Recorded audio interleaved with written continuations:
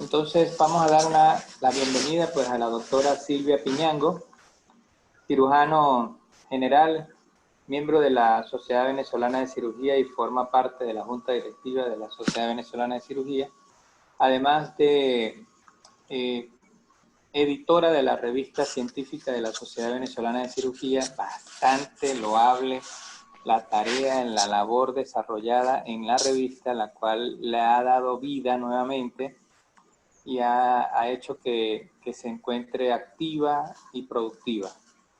De verdad que felicitaciones, doctora. Y por ello,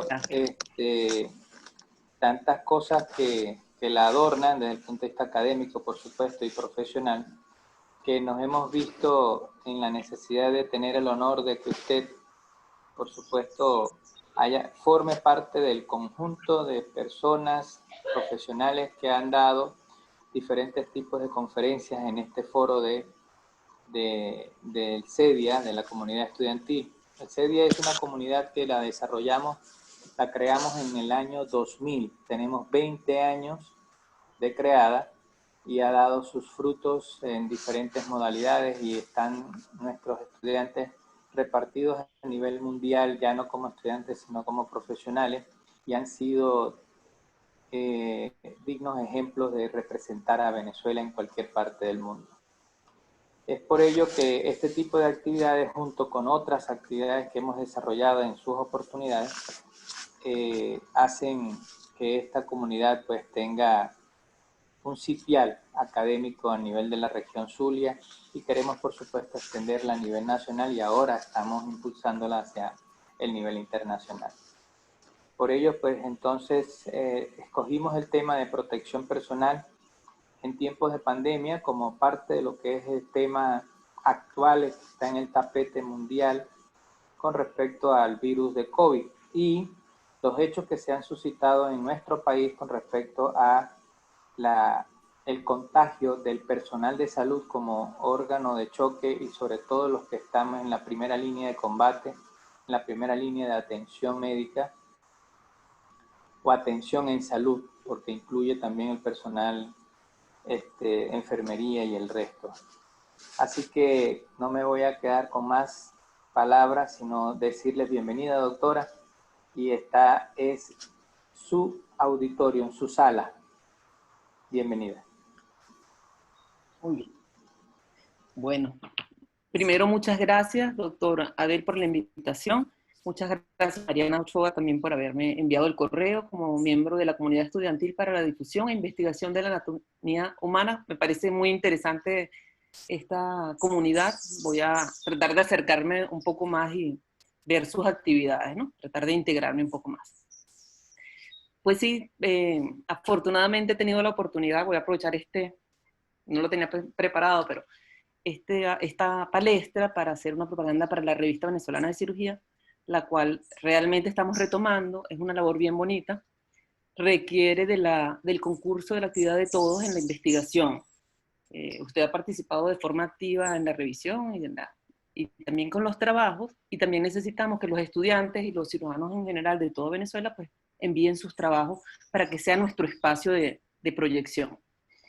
Bueno, para empezar con este tema tan importante como es la protección personal, es un tema que tiene implicaciones sobre la vida pues, de los que estamos ejerciendo diariamente en los hospitales y en las clínicas y en cualquier tipo de actividad. Para comenzar, vamos a ver, no pasa si no sé, si en algún momento voy perdiendo la conexión, les agradezco que me hagan alguna seña para ir más lento. No podemos hablar de prevención si no conocemos la enfermedad, aunque realmente esto es historia contemporánea, todos conocemos el COVID, pero hay algunos aspectos que tenemos que puntualizar. Vamos a empezar con la historia. Sabemos que para finales del año pasado, a nivel de Wuhan, en China, hubo unos casos de neumonías infrecuentes que finalmente en diciembre ya tipificaban una enfermedad, una patología específica, permitiendo que en enero del 2020, de este año, se decretara o se expresara, se manifestara una epidemia en China que para finales de enero del 2020 ya tenía el agente etiológico identificado, como era el SARS-CoV-2, y la enfermedad descrita por la Organización Mundial de la Salud como el COVID-19. Lo que empezó como una epidemia, probablemente a muchas personas, epidemiólogos, infectólogos a nivel mundial, los tomó de sorpresa el avance y la agresividad con la que esto se ha desarrollado. De hecho, yo tuve la oportunidad en enero de participar en una reunión del Comité de Infecciones con un infectólogo, excelente persona, excelente profesional, y él realmente subestimó un poco el avance del COVID-19, porque pensaba que era como otros coronavirus, donde la agresividad de la infección era tan severa que había poco contagio, y eran epidemias fáciles o un poco más fáciles de limitar. Eso no pasó con el COVID-19, permitiendo que en marzo, el 11 de marzo del 2020, el doctor Tedros Adhanom, quien es el director de la Organización Mundial de la Salud, ya decretara que hubiese una pandemia, debido a que se habían producido casos locales, de transmisión local, en diferentes continentes. Desde el 11 de marzo del 2020 hasta agosto, vamos a cerrar esto porque no me permite ver la diapositiva completa, ok. Hasta agosto del corriente año ya habían 24 millones de casos identificados a nivel mundial. ¿Qué pasó en Venezuela? Desde abril hubo pocos casos, se mantuvo con pocos casos hasta junio aproximadamente. La línea negra los gráficos en negro son decesos y los casos en rojo son los números acumulados de diagnóstico.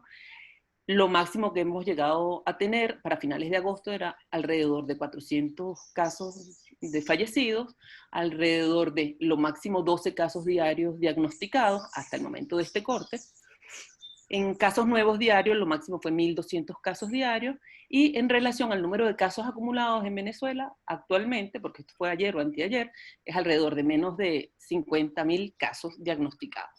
Pero cuando comparamos esto con la evolución de lo que ha pasado con la patología a nivel mundial, fíjense este gráfico, vemos que en total entonces en Venezuela hay alrededor de 50.000 casos confirmados y fallecidos 402 casos. A nivel mundial, 26 millones de casos confirmados, 869.000 fallecidos. Fíjense que en Venezuela empieza a aparecer un punto pequeño. En el resto de los países estos puntos van creciendo. El tamaño de los puntos va en relación al número de casos presentados.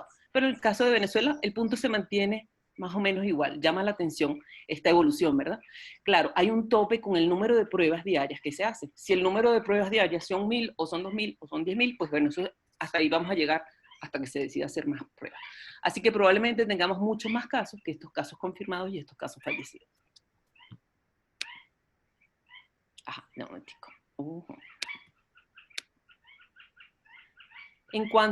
Eso en cuanto a la historia, que todos lo conocemos, pero tenemos que tomar conciencia del número de casos que realmente tenemos en la población y que no los vemos reflejados en los números. Cuando vamos directamente, esas son las guacharacas de mi casa, disculpen.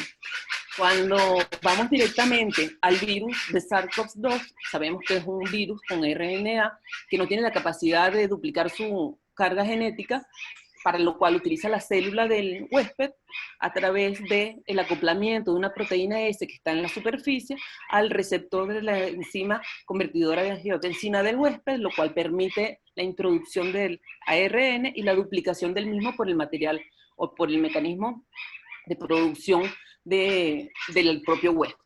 Esto permite la acción efectiva, la diseminación del virus a la vía aérea, además del resto del cuerpo del individuo.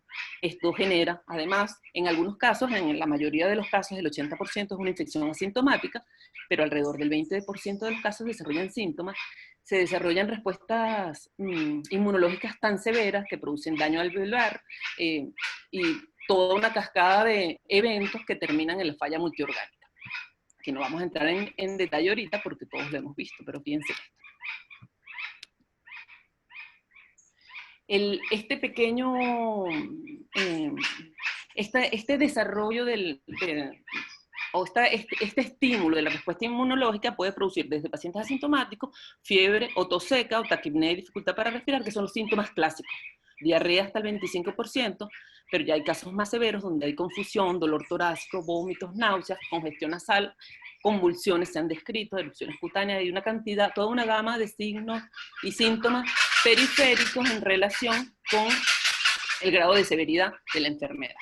El diagnóstico también sirve o requiere o podemos encontrar también en estos pacientes alteraciones a nivel de laboratorio como elevación de la LDH, que las transaminasas, la proteína C reactiva, la CK, la cuenta blanca, el dímero D, en los casos en los que se produce alteraciones de la coagulación, elevación de la procalcitonina, de la ferritina, de la urea y la creatinina. Disminución simultánea de la cuenta blanca, de la cuenta blanca, básicamente, anemia, disminución de la albúmina. Para ver dónde estoy. Y disminución del albúmina.